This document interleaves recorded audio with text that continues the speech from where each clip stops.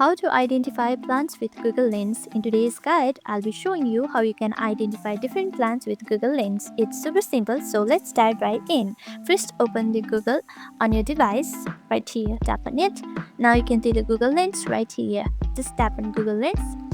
Now once you do that, this will open the Google Lens. Now in order to identify the plants, just place the camera to the plant like this and tap on search right here.